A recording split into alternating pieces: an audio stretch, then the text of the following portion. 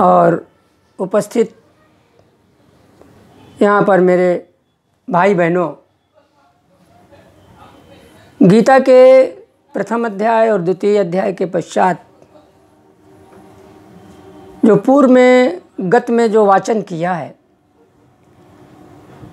समय की कमी के कारण मैंने सम्यक अर्थ का निष्पादन नहीं कर पाया। दूसरी बात यह है कि गीता के एक एक गंभीर श्लोक में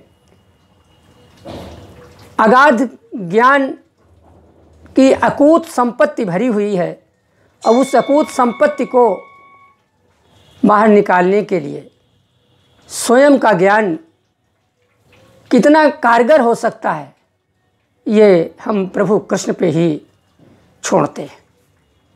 सज्जनों, आज आप सबके समक्ष हम द्वितीय अध्याय के पश्चात कर्म योग संबंधी अध्याय जो तृतीय अध्याय है गीता का, नितांत जो कर्मयोग से ही संबंध रखता है, कर्मों का ही जहाँ पर संबंधों का योग है, कर्म को ही योग माना गया है, कर्म करने वाले को ही कर्मयोगी कहा गया है।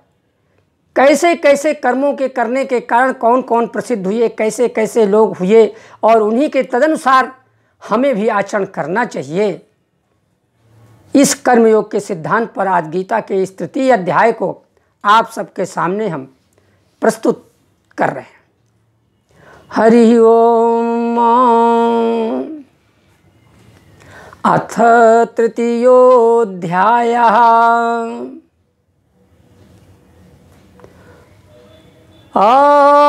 वसुदेवसुतं देवं कंसचाणूरमर्दनम्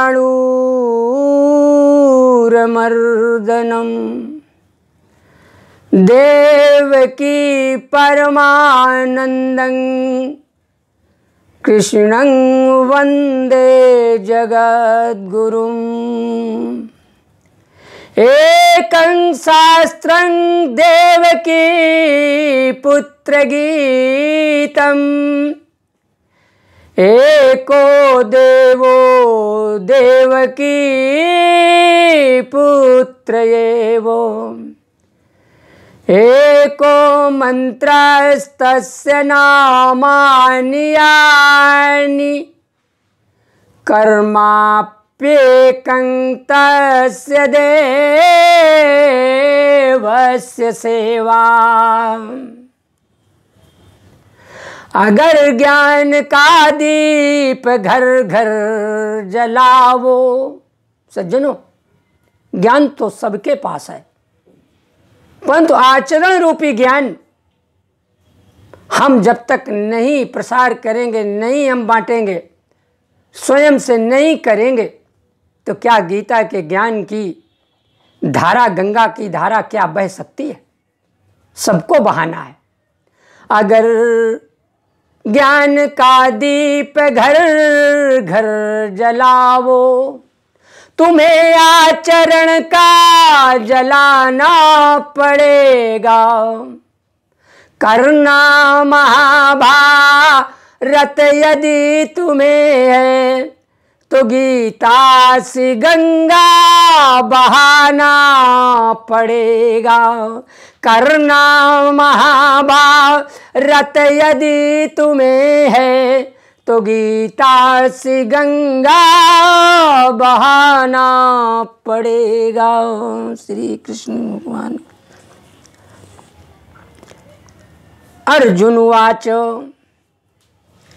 ज्यायसि चेत् कर्मणस्ते मता बुद्धिर्जनार्दन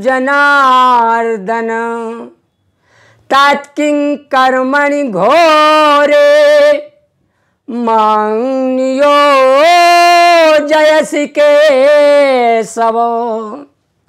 अर्जुन बोले, हे केशव। केशव शब्द का अर्थ ही है ब्रह्मा विष्णु महेश का जो है ब्रह्म सूचक है, ब्रह्मा का सूचक कह लीजिए।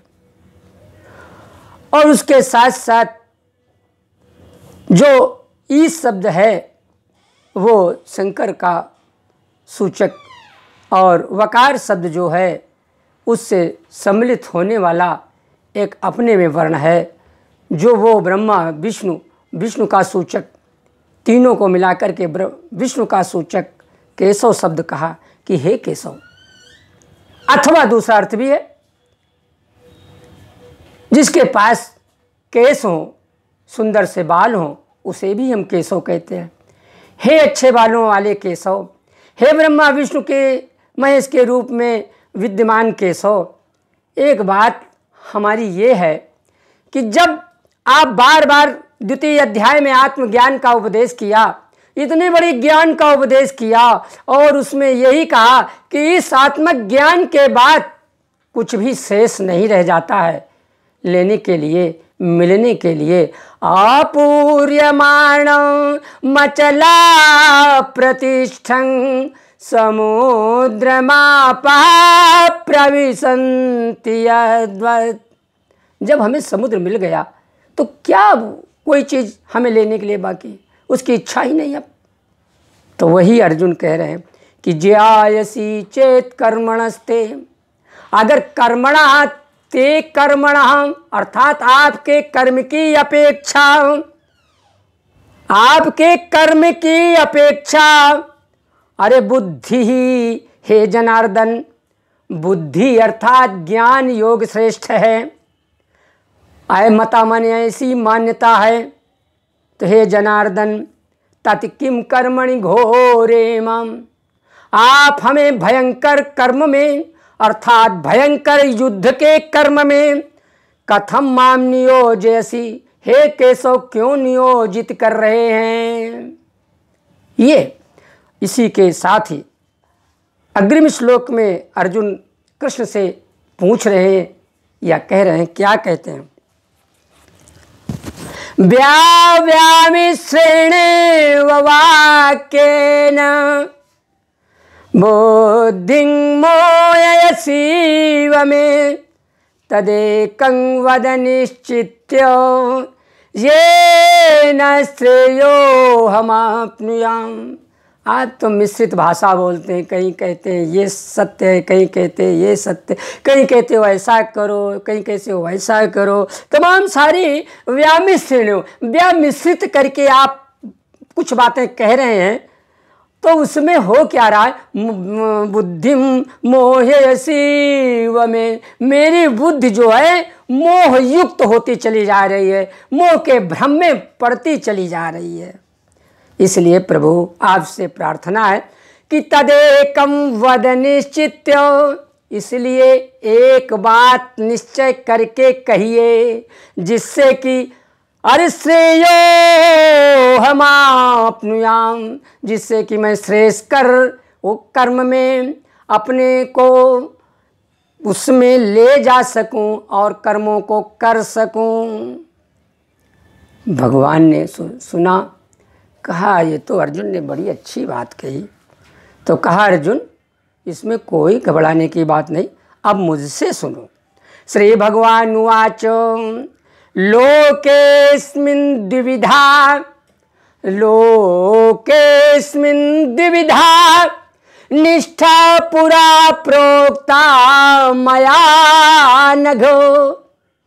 अर्जुन इस संसार में दो प्रकार की निष्ठाएं कही गई हैं।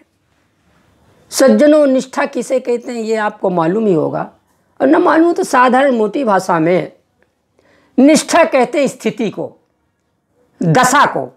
जिस दशा में, जिस स्थिति में, उस स्थिति को ही निष्ठा कहते हैं। तो भगवान बोले अर्जुन से कि लोकेस्मिन् द्विविधा निष्ठा। अर्जुन दो प्रकार की संसार में निष्ठाएं हैं। पुरा प्रोक्ता मया नघो, अरे मैंने पहले ही ये कह डाला है, बहुत काल पहले से मैं कहते चला आया हूँ कि दो प्रकार की निष्ठाएं हैं। कहा कौन कौन, ज्ञान योगेन सांख्यानाम कर्म योगेन योगिनाम। अरे भाई जो सांख्य योगी हैं उनका ज्ञान योग, जो सांख्य योगी है उनका ज्ञान योग की निष्ठा है, और योगिनाम कर्म योगेन, और कर्मयोगियों के लिए कर्मयोग, जो कर्म करने वाले कर्मयोगी हैं उनके लिए कर्मयोग है। तो ये दो प्रकार की, माने ज्ञान योग और कर्मयोग, ये दो जो स्थितियां हैं, दो निष्ठाएं हैं, ये मैंने पहले ही कहा है और पहले के ज्ञान के उपदेशों में भी लोगों से मैंने बता रखा है। आज मैं तुम्हें बता रहा हूं। सुनो अर्जुन, कर्म के विषय में, ना कर्मणा मनारंभा, तो अरे कर्मों को आरंभ किए बिना, नैष्कर्म्यं पुरुषोष्णुते, पुरुष कभी भी निष्कर्मता को नहीं प्राप्त कर सकता। अरे भाई, जब कोई कर्म करोगे तभी तो आप निष्काम भाव की निष्कर्मता को प्राप्त कर पाओगे, और जब कर्म ही नहीं करोगे तो निष्कर्म सब किस बात के लिए? कहने का मतलब पहले कार्य आरंभ तो करो, कर्म करना शुरू तो करो। तो वही भगवान बड़े स्पष्ट शब्दों में कह रहे हैं अर्जुन से कि अर्जुन, ना कर्मणा मनारंभा, तो कर्मों को आरंभ किए बिना, नैष्कर्म्यं पुरुषोष्णुते, कोई भी पुरुष निष्कर्मता को नहीं, अश्नुते माने प्राप्त करता, न च संन्यसना देवो, और केवल कर्मों को त्यागने वाला कभी भी सिद्धिम न सिद्धिम समधिगच्छति, कभी भी सिद्धि को प्राप्त नहीं कर सकता। कोई ये सोचे मैं तो बहुत बड़ा ज्ञानी हो चुका हूं, अब मैं कर्म क्यों करूं? क्योंकि ज्ञानान दग्ध कर्माणम तमाहु पंडितं बुधा, भगवान कह रहे ज्ञान रूपी यज्ञ में कर्मों को जला दो अर्जुन, जल्दी से जल्दी जीवन में, नहीं तो क्या कहते हैं ये कर्म के बंधन में पड़ना पड़ेगा और बंध जाओगे। अरे मैं जल्दी से क्यों न जला दूं, और जल गया मेरा सारे के सारे कर्म जल गए। तो भगवान कहते हैं ऐसा नहीं होता। सुनो, अरे न च संन्यासना देवो, और कभी भी कर्मों को त्यागने से, संन्यस्त करने से कभी भी वो पुरुष न सिद्धिं समधिगच्छति, वो कभी भी शांति को नहीं प्राप्त करता, कभी भी लक्ष्य को नहीं प्राप्त कर सकता है। अर्जुन, ये तो देखिए एक बहाना है अर्जुन का। सज्जनों, ये आप सबके, हमारे आप सबके लिए है। भगवान खुद कहते हैं कि कोई भी संसार में ऐसा नहीं है, नहीं कश्चित क्षणमपि जातु तिष्ठात्य कर्म कृतो, अरे कोई भी ऐसा संसार में नहीं जीव है जो कि एक क्षण भी बिना कर्म के रह जाए, अर्थात कर्म किए बिना रह जाए, जीवित रह जाए। सज्जनों, तो समझ लिया ना, प्रमाण है ना प्रभु के वाक्यों का, और इन वचनों का प्रमाण ही तो प्रमाण है। एक क्षण भी आप बिना कर्म के जीवित नहीं रह सकते। न तिष्ठति अकर्म कृतो, अकर्म अर्थात कर्म करने के बिना कोई भी जीवित नहीं रह सकता है। कार्यते ह्यवसा कर्म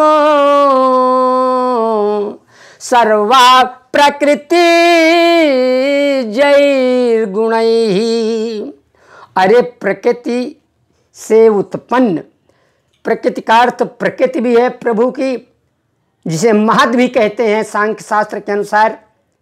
उस प्रकृति के अनुसार अथवा स्वभाव के अनुसार, अथवा जो अष्टधा प्रकृति है प्रभु की, उसके गुणों के अनुसार हर जीव कार्यते हवसा कर्म, उस जीव को कर्म अवश्य हो करके, अर्थात जरूर से जरूर कर्म करना ही पड़ता है प्रकृति के गुणों के कारण से। नहीं कश्चित क्षणमपि जातु तिष्ठत्य कर्म कृतो कार्यते ह्यवसः कर्म सर्वः प्रकृति जैर्गुणैः। आगे देखिए भगवान क्या सुंदर बात कह रहे हैं इस प्रस्तुत श्लोक में। एक एक श्लोक में क्या सुंदरता है, आप सुनते सुनते उस सुंदरता को पकड़िए आपको ये वाचन क्या है, ये क्या कथा है? ये कथा नहीं है, ये आपके जीवन की संयमित एक आस्था परक गीता की सुंदर सी एक वाणी है प्रभु की। कर्मेन्द्रियाणि संयम्य यास्ते मनसा स्मरन। इस संसार में जो जियो, कर्मेंद्रियों को संयम में माने संयमित करके। कर्मेंद्रियां आप जानते हैं, 5 कर्मेंद्रियां हैं। तो कहते क्या भगवान कि कर्मेंद्रियाणि संयम्य, कर्मेंद्रियों को आपने संयमित कर लिया, किंतु यास्ते मनसा स्मरन, किंतु करते क्या है, मन से कर्म इंद्रिय जनित जो विषय वासना है वो वासना आप मन से स्मरण कर रहे हैं फिर भी। तो एक बात का ध्यान देना है, इंद्रियार्थान विमूढ़ात्मा मिथ्याचार सबुच्यते। इंद्रियार्थान विमूढ़ात्मा, इंद्रियों के अर्थों में वो इंद्रियों के अर्थों में फंसा हुआ, इंद्रियों के अर्थों में वो क्या कहते हैं, कार्य करता हुआ इंद्रियों के अनुसार। मिथ्याचारा सबुच्यते, वो मूढ़ात्मा मिथ्याचारी कहा जाता है। आपने इंद्रियों को बस में किया और उसके बाद विषयों का स्मरण कर रहे हैं मन से। तो ध्यान दीजिए, प्रभु मन को भी बस में करने की बात कह रहे हैं। ये उनका स्पष्ट संकेत है, स्पष्ट उनका कहा हुआ संदेश है, नहीं तो फिर मिथ्याचारी कहे जाएंगे आप। इसलिए अगले अग्रिम श्लोक में यस्तिन्द्रियाणि मनसा नियम्यारभतेर्जुन। हे अर्जुन, मन से इंद्रियों को जो वश में करके, यस्तिन्द्रियाणि, यह माने जो, तू, इंद्रियाण माने इंद्रियों को, मन से, नियम में माने उनको वश में करके, आरभते अर्जुन, अपने कार्यों को जो प्रारंभ करता है, तप तपस्या उपासना साधना कुछ भी जो करता है, तो कर्मेन्द्रियैहि कर्मयोगम, वो समस्त कर्मेंद्रियों से मन को वश में करने के बाद समस्त कर्मेंद्रियों के द्वारा कर्मयोगम सकता, कर्मयोग में निरासक्त भाव से, आसक्ति रहित भाव से ऐसा जो कर्म करता हुआ इस संसार में चलता है, सा विशिष्यते, अरे वही श्रेष्ठ है। केवल जबरदस्ती इंद्रियों को बस में कर लेना श्रेष्ठतम उपाय नहीं है। नियतं कुरु कर्मत्वम, अरे अर्जुन, इसलिए तुम एक काम करो कि नियतं, जो नियत किया गया है, निश्चित किया गया है कि अमुक कर्म ऐसे करना चाहिए, अमुक कर्म ये करो, ये अच्छा है, ये अच्छा है, ये अच्छा है इत्यादि जो निश्चित शास्त्रों के अनुसार निश्चित किया गया है। नियतं कुरु कर्मत्वम, अर्जुन ऐसे नियत किए गए कर्मों को ही करो, शास्त्रविहित कर्मों को करो। नियतं कुरु कर्मत्वं कर्मज्यायो हे कर्मणा, क्योंकि कर्म ही श्रेष्ठ है अकर्मण की अपेक्षा, अर्थात न कर्म के न करने की अपेक्षा कर्म करना ही श्रेष्ठ है। इसलिए शास्त्रविहित कर्मों को ही करो। शरीर यात्रा पिचते,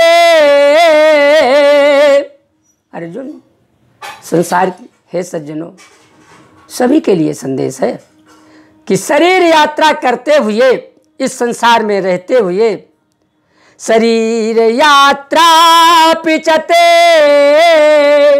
न प्रसिद्धे दया कर्मणा, क्योंकि शरीर यात्रा के दृश्य से, अर्थात शरीर निर्वाहन की दृष्टि से संसार में जीवन चलाते हुए न प्रसिद्धिद कर्मणा, अकर्म अर्थात कर्म न करना ये कभी भी प्रसिद्ध भूत नहीं हो सकता। सज्जनों, आगे चलेंगे। कर्म की प्रशंसा में ही भगवान क्या क्या नहीं कह रहे हैं, कैसे कैसे नहीं समझा रहे हैं।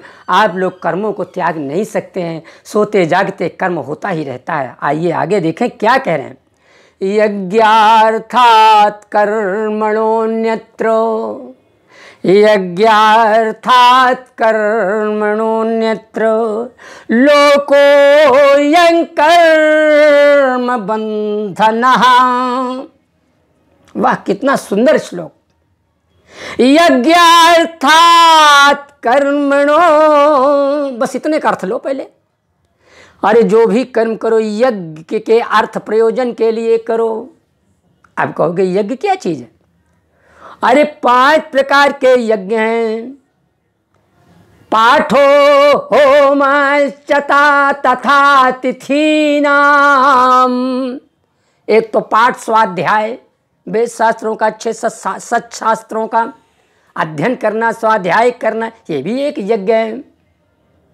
और दूसरी यज्ञ है होम इत्यादि, देवताओं के देवों के लिए देना, दान करना देवताओं के लिए, ये भी एक यज्ञ है। और इतना ही नहीं, अतिथीनाम सेवा, और अतिथियों की सेवा, ये भी अतिथि देवो भव की भावना से सत्कार करना, पूजा करना, सेवा करना, ये भी एक यज्ञ है। सज्जनों, ऐसे ही पितरों को तर्पण करना एक ये भी यज्ञ है। और इसी प्रकार से, अरे ये तो 5 आपके हैं ही प्रमुख, ये महायज्ञ कहे जाते ही हैं। अतिरिक्त बहुत सारे यज्ञ उपयज्ञ हैं, जिन यज्ञों को हमें आपको करना ही चाहिए। अर्थात वैसे ही पिता की सेवा, माँ की सेवा, बड़ों की सेवा, ये भी यज्ञ हैं। तो इन यज्ञों का जो शास्त्र विहित निश्चय है, उसी के अनुसार भगवान क्या कहते हैं कि यज्ञार्थात् कर्मणः, यज्ञ के लिए कर्म है। कर्मणा माने कर्म है। अरे अन्यत्र लोकोऽयं कर्म बंधनः, अन्यत्र जो भी कर्म है वो कर्म इस संसार में कर्म बंधन डालने वाले हैं, अर्थात वो जीव को बांधने वाले हैं, अर्थात वो जीव को संसार में परेशान करने वाले कर्म हैं। इसलिए अर्जुन, जो भी कर्म करो वो शास्त्रविहित कर्मों को ही करो। यज्ञार्थात् कर्मणोऽन्यत्र लोकोऽयं कर्म बंधनः तदर्थम कर्म कौन्तेय। हे कौन्तेय, कुंती के पुत्र, इसलिए तदर्थम, वही शास्त्रविद, वही यज्ञार्थ कर्म करो। मुक्त संगः समाचरो, और आसक्त से रहित होकर के, मुक्त हो करके इस संसार में विचरण करो। और प्रभु ने महत्व कितना अधिक बताया है इस तृतीय अध्याय में, चूँकि कर्मयोग का ही अध्याय है। आगे क्या कहा कि अर्जुन, अगर ऐसा नहीं करोगे तो कैसे आगे निर्वाहन होगा, शरीर यात्रा कैसे चलेगी। अरे देखो ना, परंपरा रही है कर्मों के करने की, लेन देन की, आदान प्रदान की, ये परंपरा शाश्वत चली आई है पुरातन काल से। अरे देखो ना, सहयज्ञा प्रजा सृष्ट्वा, प्रजापति ब्रह्मा ने भी जब इस सृष्टि की रचना की तो उन्होंने भी पुरोवाच प्रजापति ने पुरोवाच पहले ही कह रखा है जब प्रजा की रचना की, किसके यज्ञों के विषय में। ब्रह्मा जी ने भी दिया स्पष्ट अपना विचार, अपना निर्णय। उस निर्णय के अनुसार देखिए क्या उन्होंने निर्णय दिया है ब्रह्मा जी ने।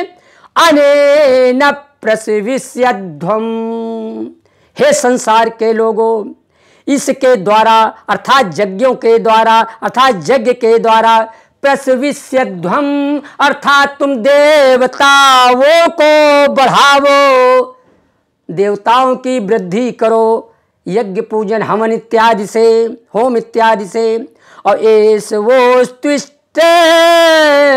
काम धुको, और जब होम आदि क्रिया यज्ञ आप संपन्न करेंगे तो उससे क्या होगा कि काम दुख इष्ट काम दुख, आप जिस इष्ट के लिए, आप जिस सिद्धि के लिए होम हवन करते हैं वो देवता लोग भी तुम्हें काम दुख हो जाएंगे, अर्थात तुम्हारी मन के अनुसार, तुम्हारी कामनाओं के अनुसार वरदान देंगे, इच्छित फल देंगे। कितनी सुंदर बात कही। कर्मों में, कर्मों के करने के लिए होता भी है, संसार ऐसे ही चलता है। आप हमें दीजिए, हम आपको दें, आप आदान प्रदान करें एक दूसरे से, यही परंपरा रही। सहयज्ञा प्रजा सृष्ट्वा पुरोवाच प्रजापति अनेन प्रसविष्यध्वम् एषवोस्त्विष्ट काम दुःखो। अग्रिम श्लोक देखिए, अभी उसी प्रसंग में है। देवान् भावयतानेन, आपने देवताओं को दिया, होम करके, यज्ञ करके, हवन करके दिया ना, तो क्या होगा? भावयता, आपने अपनी भावनाओं से, अपने विचारों से, हृदय से, प्यार से, स्नेह से आपने देवताओं के लिए हवन किया, और उस हवन से क्या हुआ?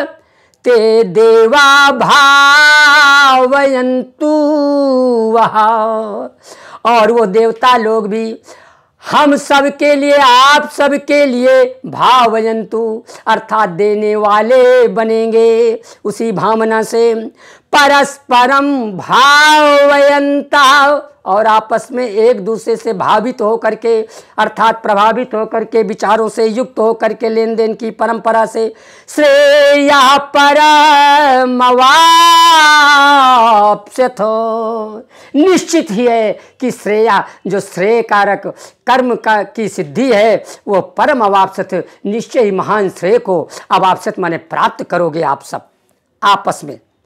आगे देखिए अग्रिम श्लोक में क्या भगवान ने कहा, किष्टान भोगान वो देवा, वो देवता लोग जो हैं इष्ट भोगों को आपको प्रदान करेंगे। दास्यन्ते यज्ञ भाविता, यज्ञ से भावित होकर के, यज्ञ से वो भी क्या कहते हैं, प्रभावित होकर के आपको इष्ट भोगों को प्रदान करेंगे वो देवता लोग। तैर्दत्ता न प्रदायैभ्यो, अब उन देवताओं के द्वारा तो दिया गया सज्जनों, पर अगर आपने क्या किया, तैहि अर्थात देवताओं के द्वारा दत्तान दिए गए भोगों को क्या किया आपने, अप्रदायैभ्यो, आपने अप्रद कर दिया, अर्थात नहीं उनको दिया, फिर तुमको तो मिल गया और तुम अप्रद हो गए, अर्थात न देने वालों में तुम्हारी गिनती हो गई। तो क्या होगा, यो भुंक्ते तेनेव सहा, इस प्रकार से यज्ञ का बचा हुआ या संसार में जो भी कर्म करते हो उससे शेष बचा हुआ जो तुम प्रयोग करोगे, भुंक्ते माने प्रयोग करोगे, वो स्तेनेव सा, वो तो चोरी का धन हुआ, अर्थात चोर जैसा ही खान पान और सारा कर्म हो गया। और आगे चलें, यज्ञ शिष्टासिना संतो मुच्यन्ते सर्व किल्विषैः भुंजते ते त्वघं पापा ये पचन्ते आत्मकारणात्। अरे यज्ञ शिष्टासिना, यज्ञ से शिष्ट माने बचा हुआ, चाहे वो कोई भी यज्ञ हो, पांचों यज्ञों में उससे बचा हुआ जो कुछ भी है, असिना खाने वाले जो लोग हैं, यज्ञ शिष्टासिना यज्ञ से बचे हुए धन को या वस्तु को खाने वाले, प्रयोग करने वाले कैसे होते हैं, यज्ञ शिष्टासिना संतो मुच्यन्ते सर्व किल्बिषैः, समस्त किल्बिषों से मोक्ष प्राप्त कर लेते हैं। किल्बिष माने पाप, समस्त पापों से उनको छुटकारा मिल जाता है। जो यज्ञ से अवशिष्ट भोजन को, शिष्ट भोजन को, बचे हुए भोजन को या बचे हुए कर्म को प्रयोग करते हैं या खाते हैं पीते हैं या जो भी जैसे है संसार में चलते हैं। भुंजते ते त्वघं पापा, और जो पचन्ते आत्म कारणात्, और जो केवल अपने लिए ही पचनते माने भोजन बनाते हैं, खाते हैं भोजन बनाकर, और उसमें दूसरों का अतिथि का हिस्सा नहीं रखते हैं, या दूसरे का हिस्सा ही नहीं किसी चीज़ में रखते हैं। कोई भी कर्म करो दूसरों को हिस्सा में बांट करो उसको, और ऐसा जो नहीं करते तो क्या, तो अघम पापा पचनते, वो तो साक्षात पाप को ही कमा रहे हैं, पका रहे हैं और खा रहे हैं, पाप को पका करके खाते हैं। तो सज्जनों, भगवान की इस वाणी को कितना बड़ा महत्व है, आप स्वयं अनुभव करें। आगे भी अग्रिम श्लोकों में भी यही भगवान ने बात कर्म की प्रधानता को, लेन देन की प्रधानता को कैसे बताया, सुनो। अन्नाद् भवन्ति भूतानि पर्जन्यादन्न संभवः, यज्ञाद् भवति पर्जन्यो और यज्ञः कर्म समुद्भवः। अन्नाद् भवन्ति भूतानि, सज्जनों ये तो एक सृष्टि की वैज्ञानिक और ज्ञान की दृष्टि से, परंपरा की दृष्टि से एक सामान्य बात है। अन्न से ही समस्त भूत प्राणी उत्पन्न होते हैं, अन्न से ही समस्त भूत प्राणी उत्पन्न होते हैं। पर्जन्यादन्न संभवा, और बादलों से, मेघों से अर्थात वर्षा से ही अन्न का संभव होता है, अन्न भी उत्पन्न होता है। और यज्ञात् भवति पर्जन्यो, और जब यज्ञ करोगे तभी बादल बनेंगे। अगर यज्ञ नहीं होगा तो पर्जन्य कहाँ से बनेंगे, मेघ कहाँ से बने, मेघ नहीं होंगे तो वर्षा कहाँ से होगी। और यज्ञ कर्म समुद्भवः, और यज्ञ कहाँ से होता है, अरे भाई कर्म करोगे तभी तो यज्ञ होगा। और जब आप कर्म की नियति ही नहीं है, प्रकृति ही नहीं है, तो बताइए यज्ञ कहाँ से हो जाएंगे। इसलिए देखिए अग्रिम श्लोक में, कर्म समुद्भवा, यज्ञ जो है वो कर्म से उत्पन्न होता है। कर्म ब्रह्मोद्भवं विद्धि, ब्रह्माक्षर समुद्भवं, तस्मात् सर्वगतं ब्रह्म नित्यं यज्ञे प्रतिष्ठितम्। अब कर्म से उत्पन्न, यज्ञ जो है कर्म से उत्पन्न हुआ। और कर्म ब्रह्मोद्भवम, कर्म कहाँ से पैदा हुआ, तो कहा कि कर्म ब्रह्मोद्भवम, वेदों से उत्पन्न हुआ है। ब्रह्मोद्भवम कर्म, ब्रह्म से, अर्थात यहाँ ब्रह्म का अर्थ वेद से है, न ब्रह्म से है न ब्रह्म से है, सब मिला जुला करके अर्थ है वही, भाव वही है, सारांश वही है। किंतु अब वो कर्म कहाँ से उत्पन्न होता है,